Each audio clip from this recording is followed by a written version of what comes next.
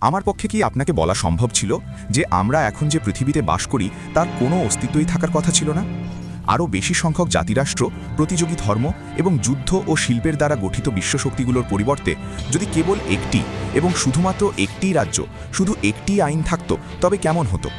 ব্রিটেনের কুয়াশাচ্ছন্ন প্রান্তর এবং আরবের বালুকাময় অঞ্চলে একই মানুষ বসবাস করত।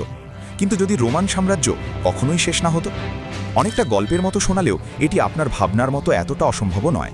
হাজার বছর ধরে বিশ্বের সবচেয়ে শক্তিশালী দেশ হিসেবে রোম ছিল সবচেয়ে গুরুত্বপূর্ণ শক্তি।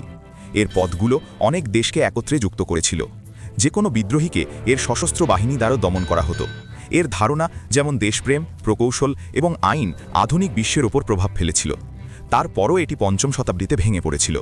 সাম্রাজ্যের ভেতরের দুর্নীতি, নিম্নমুখী অর্থনীতি এবং একসময়ের রোমান ভূমিগুলো বর্বরদের দখলে চলে যাওয়ার কারণে পশ্চিম রোমান সাম্রাজ্য ভেঙে পড়েছিল। সমগ্র ইউরোপ বিশৃঙ্খলার মধ্যে পড়ে যায়। একে বলা হতো সামন্তবাদ, অসুস্থতা, বিশ্বাসের ওপর ভিত্তি করে যুদ্ধ। এর ফলে তথাকথিত অন্ধকার যুগ বা ডার্ক এজেসের সূচনা হয়। কিন্তু যদি এমনটা না হতো, রোম যদি টিকে থাকতে পারত, তাহলে কি হতো? এক মুহূর্তের জন্য চিন্তা করুন। এখন 476 খ্রিস্টাব্দ।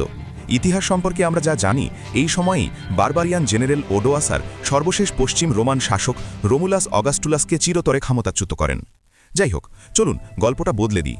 আসুন ধরে নিই যে চতুর্থ শতাব্দীর শেষের দিকে রোমান সামরিক বাহিনীতে যে পরিবর্তনগুলো আনা হয়েছিল, বিশেষ করে ডায়াক্লেটিয়ান এবং কনস্ট্যান্টিনের মতো শাসকদের দ্বারা, তা কাজে দিয়েছিল। ধরি সীমানাগুলো সুরক্ষিত থাকতে পেরেছিল, ব্যবসা বাণিজ্য স্থিতিশীল থাকতে পেরেছিল। পশ্চিম সাম্রাজ্য তাদের অর্থ অপচয় করেনি। এর পরিবর্তে তারা এটিকে দেশের অবকাঠামোতে পুনরায় বিনিয়োগ করেছিল। এই ভিন্ন জগতে রোমের পতন হয় এমনটা সত্য নয়, এটি টিকে থাকতে সক্ষম হয়।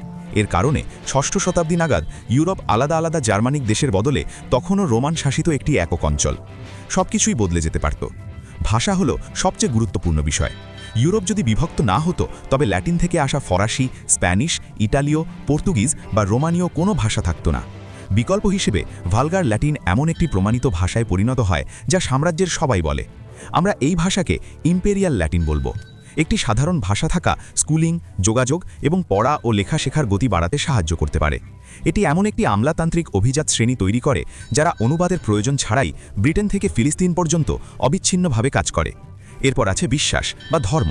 যদিও খ্রিস্ট ধর্মের প্রসার ঘটছে, চার্চ তখনও সম্রাটের দ্বারাই পরিচালিত হয়। এর কারণ হল রোমের পতন না হওয়ায় সেখানে ক্ষমতার আর কোনো শূন্যতা নেই।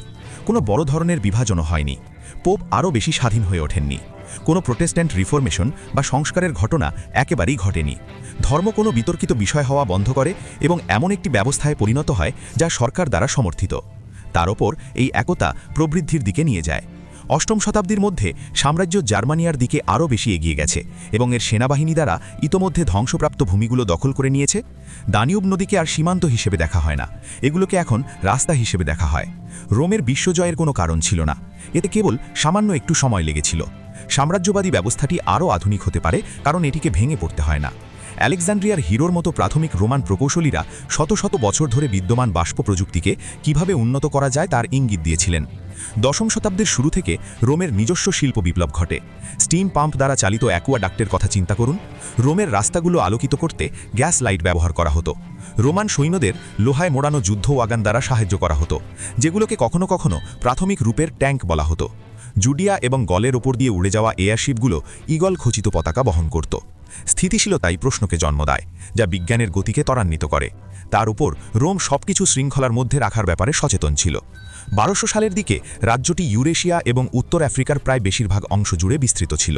ব্রিটিশ দ্বীপপুঞ্জ এবং সিন্ধু উপত্যকার মধ্যে ব্যবসা চলে, আর সেখানে সীমান্তে কোনো চুরি বা করারোপ নেই। প্রমাণিত মুদ্রা, ওজন এবং পরিমাপ ব্যবস্থা একটি সর্বসাম্রাজ্যবাদী অর্থনীতিকে সচল রাখে। দাসপ্রথা আদিম সাম্রাজ্যের একটি কঠোর অংশ ছিল, কিন্তু ধীরে ধীরে এটি সরিয়ে নেওয়া হচ্ছে। এটি নৈতিক বলে নয়, বরং এর মাধ্যমে সময় এবং অর্থ সাশ্রয় হয়।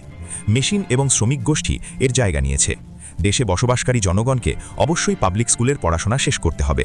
চার্চগুলোর জায়গা নিয়েছে ইঞ্জিনিয়ারিং স্কুল। দলগত খেলাধুলা এবং বুদ্ধিমত্তার গেমগুলো যখন আরও জনপ্রিয় হয়ে উঠছে, গ্ল্যাডিয়েটর লড়াইগুলো তখন ধীরে ধীরে তাদের আকর্ষণ হারাচ্ছে। এছাড়াও সামন্তবাদ বলে কিছু নেই। যদি রোমের পতন না হতো, তাহলে জমিগুলোকে ফিফডমে বিভক্ত করার মতো কোনো স্থানীয় লর্ড থাকতো না। ভূমির সাথে চুক্তিবদ্ধ কোনো কৃষক বা ভূমিদাস নেই। রোমের আইন বলে যে জমি হয় ব্যক্তিগতভাবে ভাড়া নেওয়া অথবা সরকারের মালিকানায়। কৃষি দক্ষতার উন্নতির হার অনেক দ্রুত। সুতরাং কোনো মধ্যযুগীয় স্থবিরতা থাকবে না। 1500 সালের দিকে রোম বিভক্ত দেশগুলো থেকে ছেড়ে যাওয়া গ্যালিয়ান জাহাজের বদলে বিশাল ইম্পেরিয়াল ড্রেডনট নির্মাণ করে।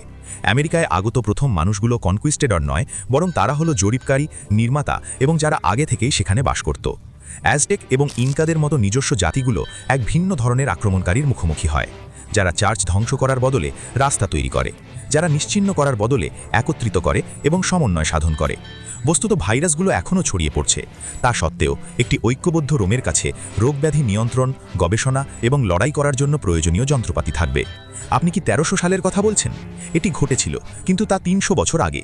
মানুষ সবসময় রোমান শিল্প, স্থাপত্য এবং দর্শনকে মনে রাখায় সময়ের সাথে সাথে এগুলো আরও উন্নত হয়। আপনি বলতে পারেন যে মাইকেল অ্যাঞ্জেলো কোনো নতুন মানদণ্ড আবিষ্কার করছেন না, বরং একটি লম্বা ঐতিহ্যকে চালিয়ে যাচ্ছেন। এবার চলুন রাজনীতি নিয়ে কথা বলি। রোম একটিমাত্র দেশ হওয়ার মানে এই নয় যে সেখানে সবসময় শান্তি থাকবে। এমনকি এখনও গৃহযুদ্ধ আছে, ক্ষমতা এখনও পরিস্থিতিকে খারাপ করছে। অন্যদিকে দেশের ভেতরের লড়াইগুলোর মধ্যে রয়েছে কে প্রেসিডেন্ট হবে তা নিয়ে লড়াই, সেনেটে বিদ্রোহ এবং জেনারেলদের নেতৃত্বে অভ্যুত্থান, জাতীয়তাবাদীদের দ্বারা অন্তহীন গণহত্যা নয়। কেন প্রথম বিশ্বযুদ্ধ ঘটে না? এর কারণ হলো জাতিরাষ্ট্র কিছু নেই। জার্মানি বলতে কিছু নেই, ফ্রান্সের কোনো অস্তিত্ব নেই, ব্রিটেন বলে কিছু নেই। কেবল কিছু অঞ্চল রয়েছে যা কেন্দ্রে থাকা একটি সাম্রাজ্যিক গর্বের দ্বারা পরিচালিত হয়। একজন বলকান রাজপুত্রের হত্যা এমন কোনো যুদ্ধ শুরু করে না যা পুরো মহাদেশকে প্রভাবিত করবে। এর কারণ হলো যে বলকান রাজপুত্রের কথা বলা হচ্ছে তিনি রোমের একজন নাগরিক, কোনো রাজা বা রানী নন। অথবা দ্বিতীয় বিশ্বযুদ্ধ? এটিও সম্ভব নয়। ফ্যাসিবাদের উত্থান হয়েছিল ভার্সাই চুক্তির দ্বারা ভেঙে পড়া শক্তিগুলোর ছাই থেকে, যা পরিচয় ভিত্তিক রাজনীতি দ্বারা অনুপ্রাণিত। একটি ঐক্যবদ্ধ রোমের সীমানার ভেতরে অপসারণ করার মতো কোনো ভাইমার জার্মানি নেই। হিটলার ক্ষমতায় ফিরে আসবেন না। হলোকাস্ট ঘটেনি। দ্বিতীয় বিশ্বযুদ্ধ হওয়ার কোনো সম্ভাবনা না থাকায় পারমাণবিক বোমা তৈরির ব্যাপারেও কখনো তাড়াহুড়ো করা হয়নি। পারমাণবিক শক্তির ধারণা কোনো যুদ্ধ থেকে আসেনি, এটি এসেছিল বেসামরিক গবেষণার ক্ষেত্র থেকে। রোম পারমাণবিক বোমা তৈরি করার আগেই পারমাণবিক বিদ্যুৎ কেন্দ্র তৈরি করে। স্নায়ুযুদ্ধ সম্পর্কে কি বলা যায়? রোম এবং চীন একে অপরের প্রতিদ্বন্দ্বী। তারা ভালো প্রতিদ্বন্দ্বী। এর সহজ কারণ হলো চীন এখনও একটি দেশ। বিভিন্ন রাজবংশ যেমন হান, তাং, সং এবং মিং তাদের নিজস্বভাবে বেড়ে ওঠে। তবে ভেঙে পড়া ইউরোপের বদলে তারা একটি শক্তিশালী এবং স্থিতিশীল রোমের মুখোমুখি হয়। আমরা দাসত্বের সম্মুখীন হচ্ছি না, বরং প্রতিযোগিতার সম্মুখীন হচ্ছি। বেশিরভাগ সময়ই গানবোট দিয়ে নালোচনার চেয়ে সফট পাওয়ার ভালো। দাসত্ব বা বিজিত হওয়ার চেয়ে প্রভাব বিস্তার করা এবং একীভূত হওয়া একটি বিকল্প পথ। এখনের অবস্থা কি? বছর 2025। বর্তমান মানুষদের জলবায়ু পরিবর্তন, ডিজিটাল বিশৃঙ্খলার উত্থান এবং সর্বগ্রাসিতাবাদে উত্থানের মোকাবেলা করতে হয়। রোমান ক্যালেন্ডার অনুযায়ী 2000 বছর পরে রাজ্যটি এমন একটি অবস্থানে পৌঁছেছে যা আমলাতান্ত্রিক, ধীর গতিসম্পন্ন এবং হয়তো কিছুটা বিরক্তিকর। যাই হোক, এটি স্থিতিশীল। উত্তর আফ্রিকার কোম্পানিগুলো সোলার স্ক্রিন কিনেছে। ব্রিটিশ গায়ানায় জোয়ারের উইন্ডমিল আছে। অ্যাকোয়াডাক্টগুলোতে এমন রেল আছে যা খুব দ্রুত পুরো মহাদেশ পার হতে পারে। সেখানে বসবাসকারী মানুষেরা তাদের সাথে ট্যাবলেট বহন করেন, টিকটক চালানোর জন্য নয়, বরং আইনি, আর্থিক এবং লজিস্টিক নথিপত্রের জন্য। রোমে কোনো স্বর্গ নেই, তা সত্ত্বেও এটি কাজ করে। এর সবচেয়ে খারাপ দিকগুলো যেমন শুদ্ধি প্রবর্তন, বাড়াবাড়ি এবং অবক্ষয় সামগ্রিক বড় ছবির কারণে হ্রাস পায়। যখন আপনি 2000 বছর ধরে দায়িত্বে আছেন, তখন আপনি পেছনে ফিরে দেখতে পারেন যে কি ভুল হয়েছিল। আপনি পরিবর্তন করতে পারেন, আপনি এগিয়ে যান, আপনি ভেঙে পড়েন না।